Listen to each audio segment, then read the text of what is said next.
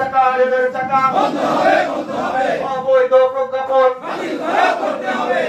দে mileage দে নইলে chair ছেড়ে দে দুনিয়ার মজদুর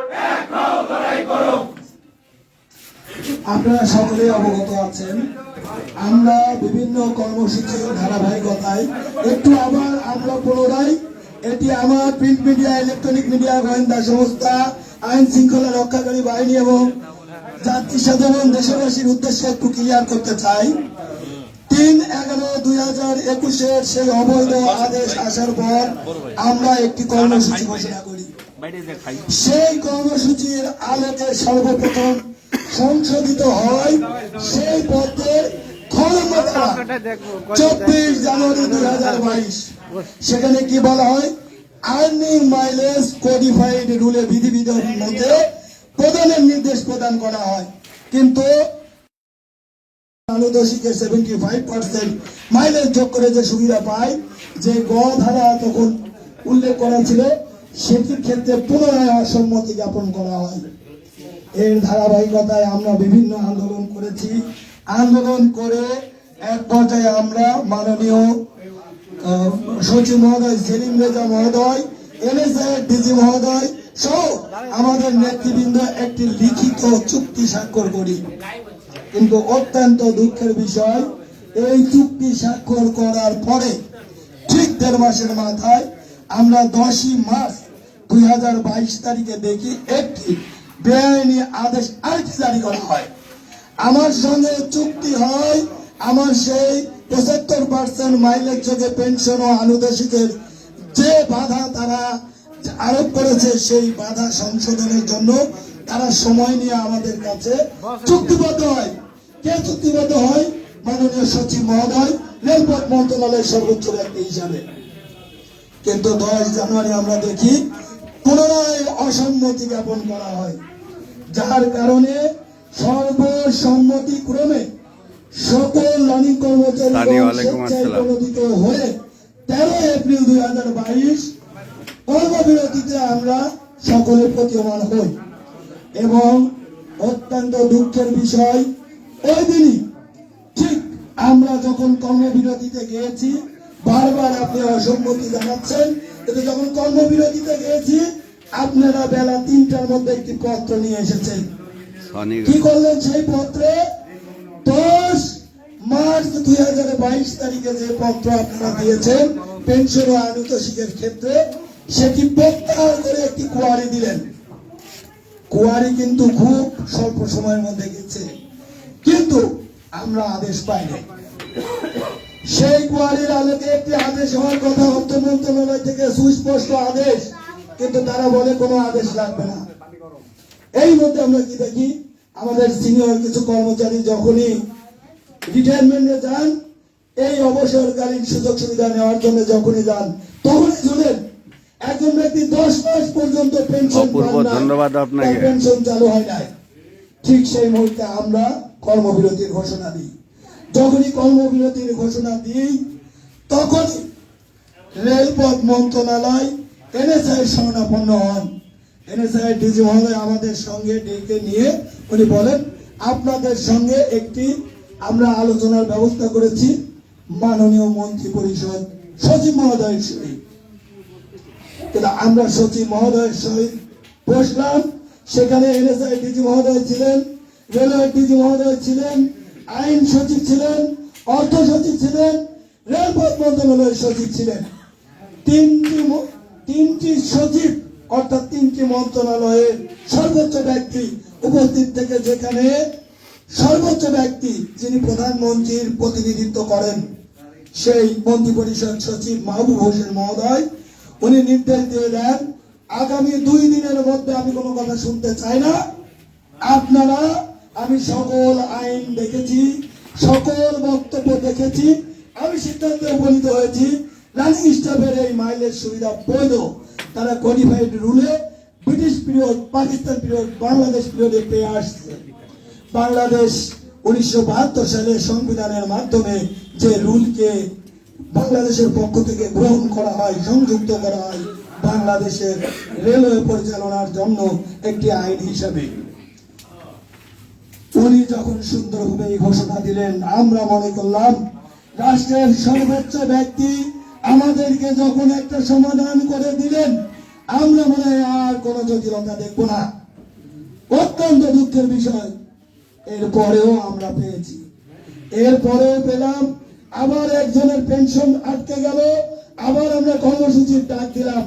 তখন কামরুল আহসান স্যার ডিজি মহোদয় অত্যন্ত আন্তরিকতার সাথে উনি ঝুঁকি নিয়ে বললেন, আমরা কয়েকজন প্রতিনিধি ছিলাম, আফজাল ভাই ছিলেন, উনি বললেন যে দেখেন, আমি তো আমার জমি জমা লিখে দিচ্ছি না, আমি আমার এই কর্মচারীদের দিয়ে আউটপুট নিই, তারা রাষ্ট্রীয় আইনগতভাবে দায়িত্ব পালন করে, আইনগত অধিকার তারা পাবে, এটাই হলো তার নাগরিক অধিকার। কাজে আমি ঝুঁকি নিব, আমি স্পষ্টীকরণ আদেশ দিব। ডিজি মহোদয় স্পষ্টীকরণ আদেশ দিলেন, কিন্তু অত্যন্ত দুঃখের বিষয়, এই আইবাস নামধারী যে বিশেষ প্রকল্প, যারা কোটি কোটি টাকা লুটপাট করার পায়তারা নিয়ে এই অর্থ মন্ত্রণালয়ে যে বসেছিল, তারা মানলেন না, পাল্টা চিঠি দিলেন। আমরা পুনরায় কর্মসূচিতে গেলাম, সেই কর্মসূচির ধারাবাহিকতায় এইবার আবার সেখান থেকে ক্লিয়ার হলো, আইবাসে ইনক্লুড হয়ে গেল রানিং কর্মচারীগণের আর্নিং মাইলেজ এবং পেনশন, আর নিষ্পত্তি হয়ে গেল, আর কোনো ঝামেলা নেই। তাহলে আমার কি আর এটা নিয়ে চিন্তা করার কোনো প্রয়োজন আছে? অত্যন্ত দুঃখের বিষয়। সোহানুর রহমান, ওয়ালাইকুম আসসালাম। খালি দুঃখই প্রকাশ করব। অত্যন্ত দুঃখের বিষয়, অত্যন্ত লজ্জাজনক বিষয়, রাষ্ট্রের সর্বোচ্চ ব্যক্তির ভূমিকা নেওয়ার পরেও এই প্রশাসনের মধ্যে যে দালাল শ্রেণী, যারা দেশদ্রোহী, দেশের কোটি কোটি টাকা লুটপাট করে বিদেশে পাচার করেছে, তারা কি করলো? 2022 সনে নিয়োগপ্রাপ্ত রানিং কর্মচারীগণ তারা একটা প্লেন নিয়োগ বিজ্ঞপ্তি দেখে আবেদন করলো, রিটেন পরীক্ষা দিল, উত্তীর্ণ হলো, ভাইবা দিল, কমিটি তাদেরকে নিযুক্ত করলো, তারা অফার লেটার পেলেন। অফার লেটারে ছোট্ট করে দুটি শব্দ যুক্ত করা হলো, সেই 12 এবং 13 নম্বর অবৈধ শর্ত।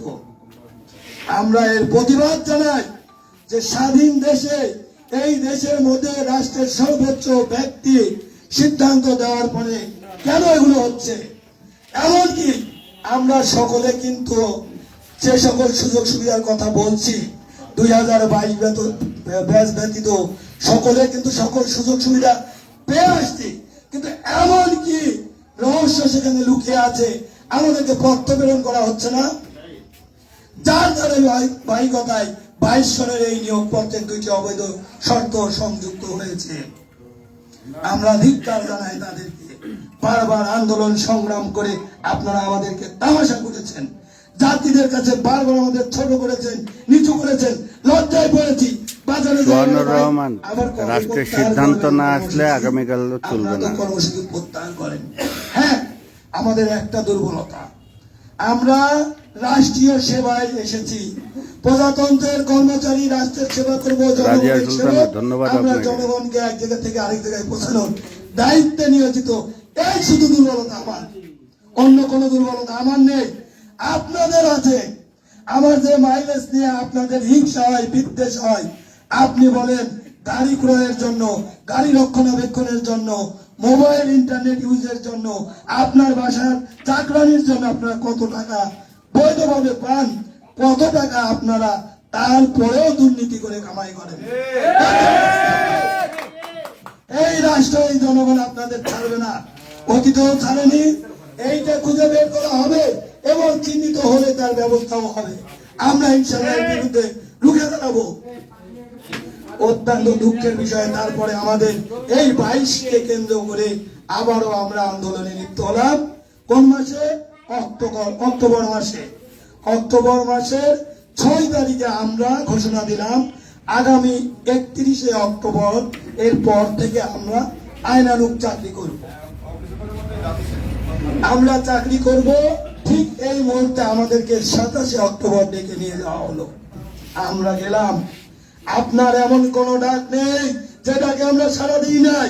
4বার কর্মবিরতির ডাক দিয়ে আমরা ফেরত এসেছি, আবারও দিলাম। কাকে দিলাম? সচিব মহোদয়, সেই আব্দুল বাকি স্যারকে আমরা সুযোগ দিলাম উনি বললেন আমাকে এই নভেম্বরের 30 তারিখ পর্যন্ত সময় দেন। ঠিক আছে, আমরা দিলাম। কিন্তু কি দেখলাম আমরা, নভেম্বরের 30 তারিখের পূর্বে আবারও আমাদের 29 নভেম্বর ডাকা হলো। ডেকে বলা হলো সেটা নতুন, আরেকটু সুযোগ দেন আপনারা। সচিব মহোদয় নতুন এসেছেন, আপনারা একবার সুযোগ দিবেন না? অতীতে দিয়েছেন, তখন ছিল পলিটিক্যাল গভর্নমেন্ট, যা খুশি তাই করেছে। এখন অন্তর্বর্তীকালীন সরকার যারা বিশেষ এজেন্ডা নিয়ে এসেছে তাদের ক্ষমতাও খুব সীমিত। সেই সীমিত ক্ষমতা থেকে আপনারা আজকে কি দেখাচ্ছেন আমাদেরকে? আপনারা আজকে যে আচরণ করেছেন আমাদের সঙ্গে অত্যন্ত লজ্জাজনক বিষয়। রাষ্ট্র কাঠামো কোথায় গেছে, রাষ্ট্রের কোন জায়গায় দাঁড়িয়ে আপনি কথা বলেছেন? আপনি হাস্যকর পরিস্থিতিতে নিজে যেমন করেছেন, আমি আপনার অধীনস্থ কর্মচারী হিসেবে আমিও হাস্যকর ব্যক্তি হিসেবে পরিণত হয়েছি। আমরা সময় দিয়েছি, এরপরে আপনি বললেন আমাদেরকে 10টা দিন সময় দেন। আমরা বললাম 10 দিন না, আরো বেশি দেব। আমরা 30শে নভেম্বর পর্যন্ত দিব। দিলাম। আবার ডাকলেন কে? ডিজি মহোদয়। ডিজি মহোদয় ডেকে পুনরায় সময় চাইলেন।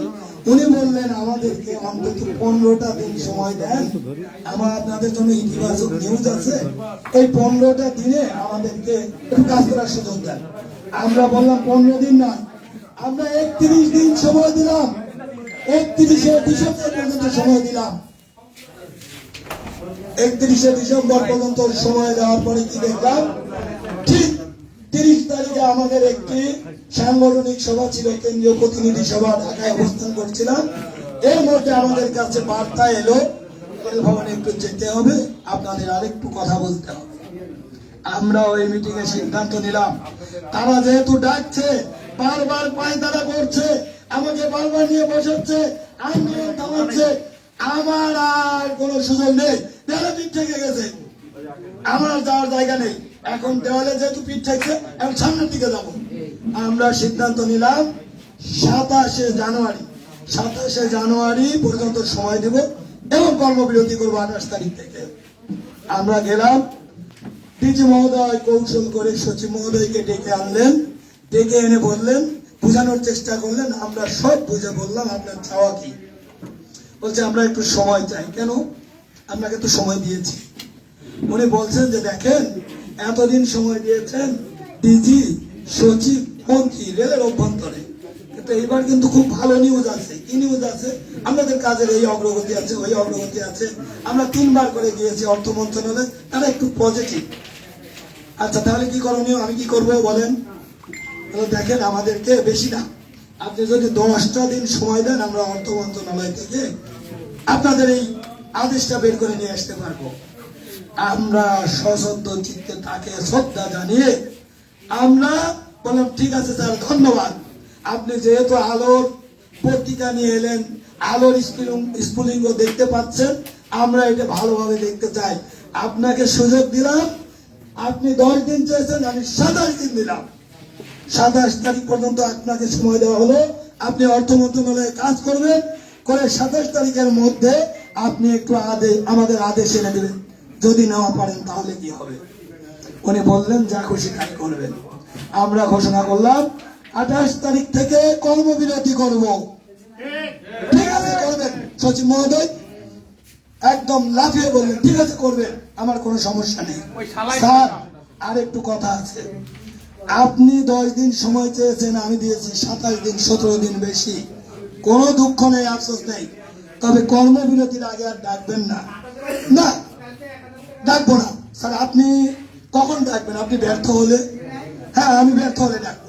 স্যার, আপনি ব্যর্থ হলে রেল পরিবার ব্যর্থ, রেলপথ মন্ত্রণালয় ব্যর্থ, তার মানে রেলের আর কোনো সমাধান করার সুযোগ নেই।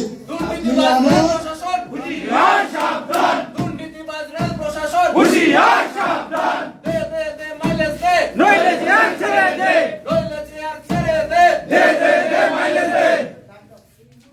আপনি তখন আমার পাশে থাকবেন, একটাবার বলতে পারবেন না আন্দোলন থেকে পেছনে সরে আসেন। আপনার আমার পাশে থাকবেন, বাধা দিবেন না। আপনি বলবেন আমি সাপোর্ট দিচ্ছি, আপনারা আন্দোলন করেন। কি করবেন তো? হ্যাঁ হ্যাঁ, আমি ব্যর্থ হলে অবশ্যই আপনার পাশে দাঁড়াবো, কোনো কথা বলবো না। অত্যন্ত মিথ্যাবাদী আপনারা, আপনারা মিথ্যা কথা বলেছেন, প্রহসন করেছেন এই জাতির সাথে। কার সাথে? যারা রেলের অপারেশনে প্রত্যক্ষ ভাবে জড়িত তাদের সাথে। এভাবে রেল চালাতে পারবেন না। এর মধ্যে কি করলেন? আপনারা চেষ্টা চালাচ্ছেন, আমরা জানি যে আপনি কতদূর চেষ্টা চালাবেন আর কতদূর রেজাল্ট হবে। অত্যন্ত দুঃখের বিষয়, 23/1/25 তারিখে একটা আদেশ বের করলেন, কি পুনরাবৃত্তি, ওই ছোটবেলার নাচ আবার দেখাচ্ছেন। আমি তো এই নাচ দেখবো না। সেখানে কি করেছেন? একটি কাজ ভালো করেছেন। কি কাজ করেছেন? 22-এর ব্যাচের ছেলেরা 8 ঘন্টা পরে মাইলেজের হিসাব আসতো, আপনারা 0 থেকে শুরু করেছেন। হ্যাঁ, আমি এটার জন্য আপনাকে বলছি, হ্যাঁ এটা ভালো করেছেন। এবং সেই 100% মাইলেজ আর্ন করবে, আর 75 নাই। ভালো করেছেন। কিন্তু আপনি লিখছেন রেলওয়ের সংস্থাপনিক রুল, কোডিফাইড রুল ও কোড ভলিউমের অনুকূলে কথা লিখে যে মোতাবেক আপনারা মাইলেজ প্রাপ্য হবেন। তবে লেজ আছে ভাইরা, আপনার লেজ কতটা গজায়? আপনি কি টিকটিকি? টিকটিকির লেজ একবার কাটলে আবার গজায়।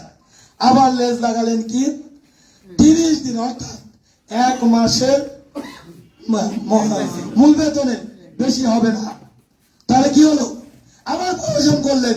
যখন আমরা কর্মসূচি ঘোষণা করেছি তখন যখন এটি দিয়েছেন, আপনি আগুনে ঘি ঢেলেছেন। তার মধ্যে আজকে দেখবেন, আমরা আজকে পরিষ্কার করার জন্য আমার এই বক্তব্য দেওয়া, গলা ভাঙা তারপরেও বলছি, আজকে আমরা অত্যন্ত নাজুক পরিস্থিতি দেখলাম দেশের বিভিন্ন স্তরে আন্দোলন হচ্ছে। আমি সেটা নিয়ে বলবো না। ঠিক ওই মুহূর্তে আপনাকে চিন্তা করে কথা বলতে হবে। আপনি দায়িত্বশীল ব্যক্তি, আপনি যে কথা বলেছেন, 3টি পয়েন্ট বলেছেন, 3টেই ভুল। প্রথম কথা, আপনি বলেছেন আপনাদের দাবি বহুলাংশে মেনে নিয়েছি। নো, আমার দাবি একটা, 3/11/2021 বাতিল করতে হবে। করেছেন কি? আপনি আমার কাজ করেননি। আপনি ওভার টাইমের কাজ করেছেন। নো, আমার কোনো ওভার টাইমের প্রশ্ন ছিল না। আপনি কি করেছেন? এটাও ভুল বলেছেন। তারপর কি বলছেন?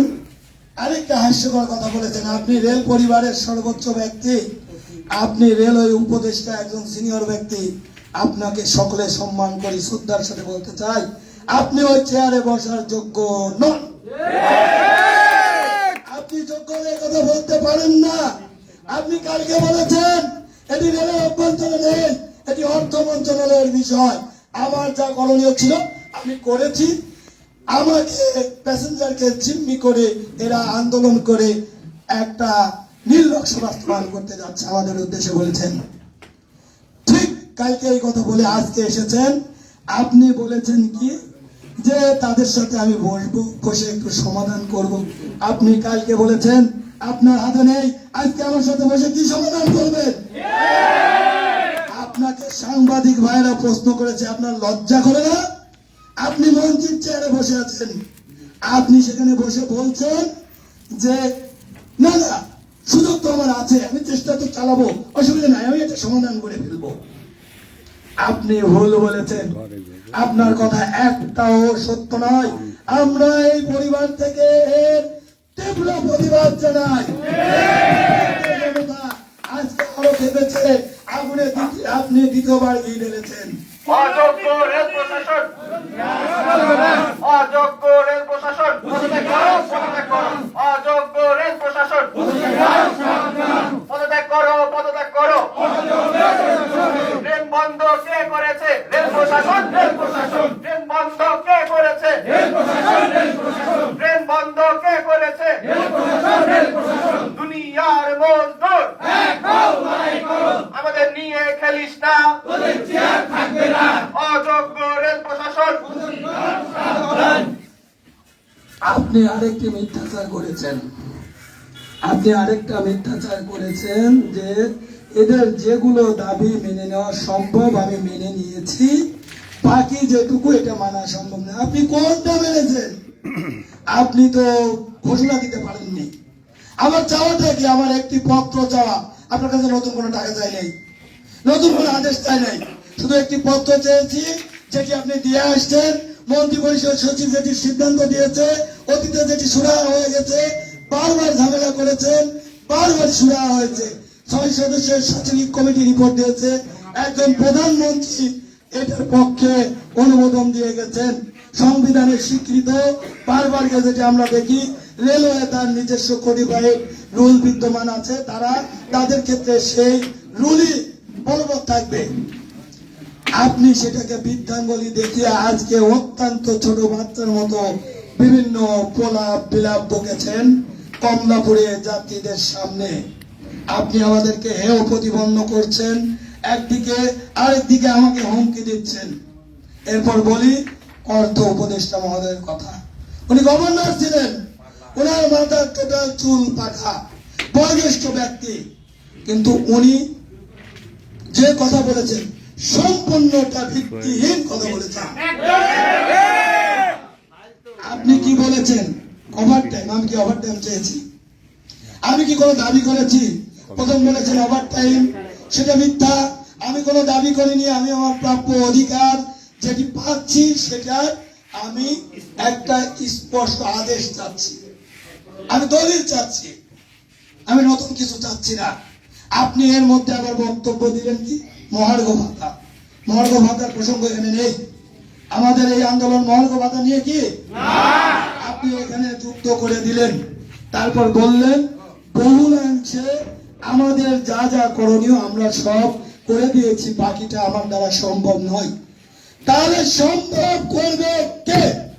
এই জবাবটা আপনাকে দিতে হবে যে এই ক্ষমতা কার, এই আদেশ কে জারি করলো, আর এই আদেশ নিয়ে কোন আদেশের বলে কোন ক্ষমতায় এই আদেশ তারা জারি করলো, আর সেটা সমাধান কে করবে?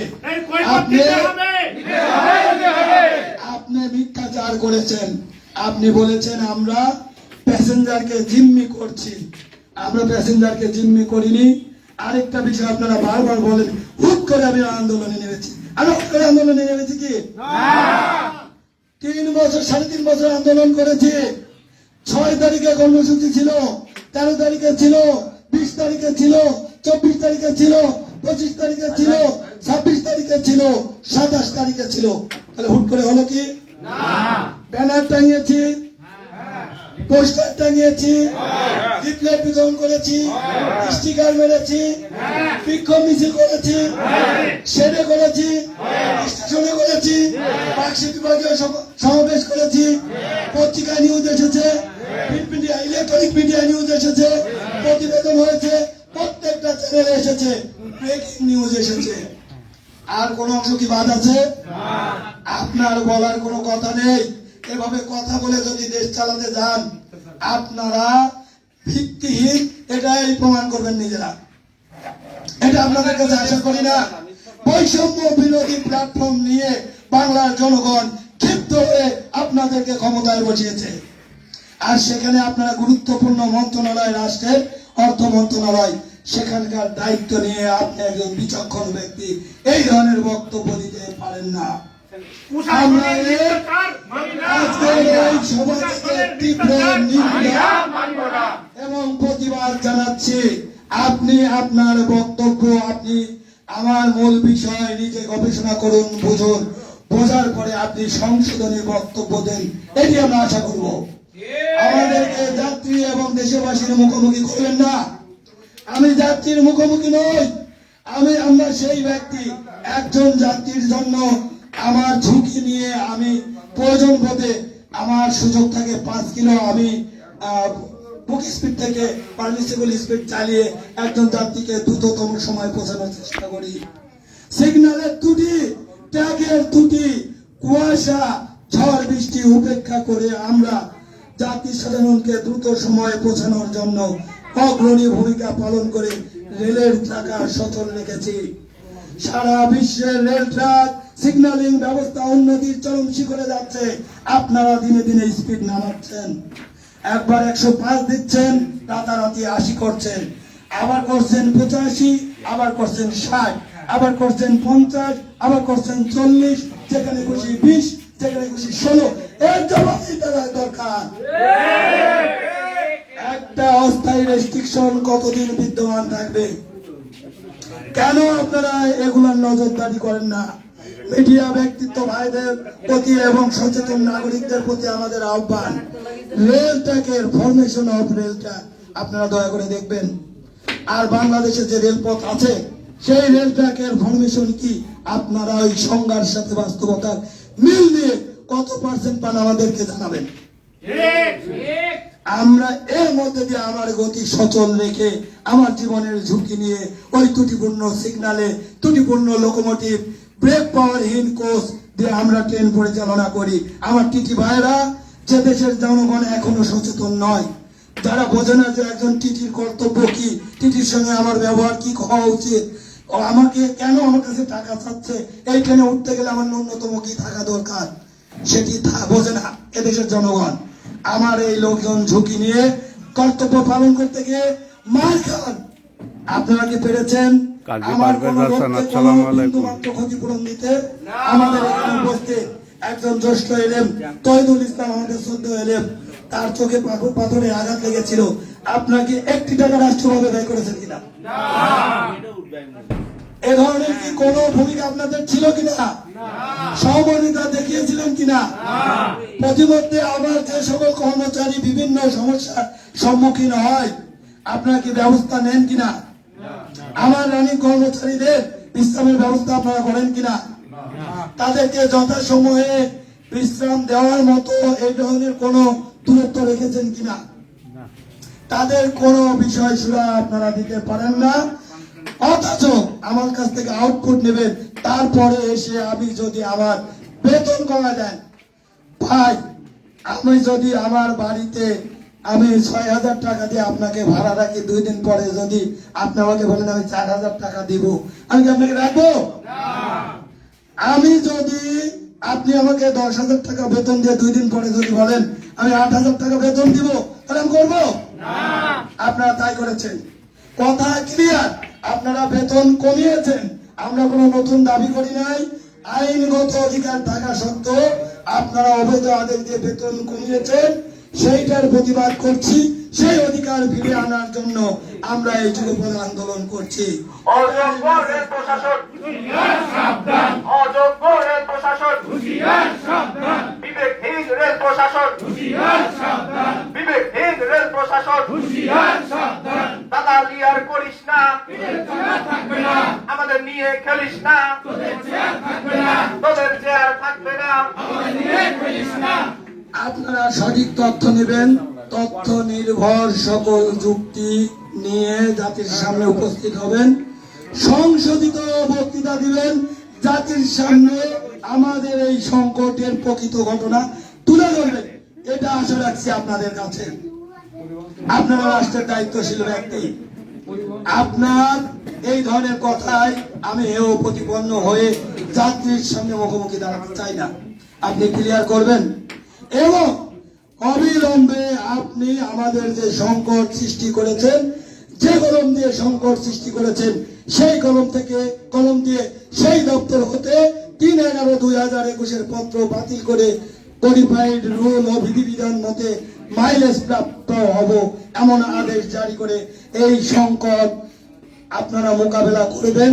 আমাদেরকে মন দিয়ে কর্তব্য পালন করে রেলের চাকাকে সচল করার ব্যবস্থা করবেন।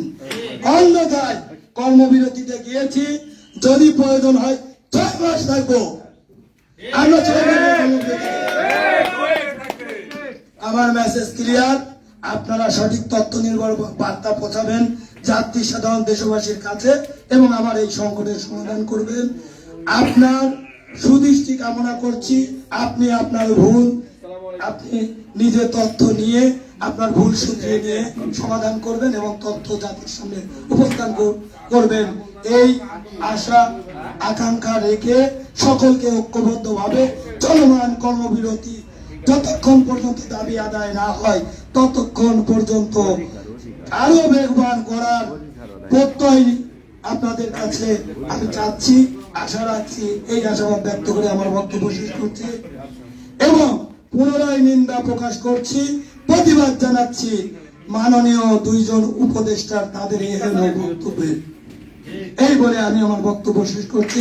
সকলকে ধন্যবাদ, সকলে ভালো থাকুন। রানিং স্টাফ ঐক্য পরিষদ জিন্দাবাদ, জিন্দাবাদ।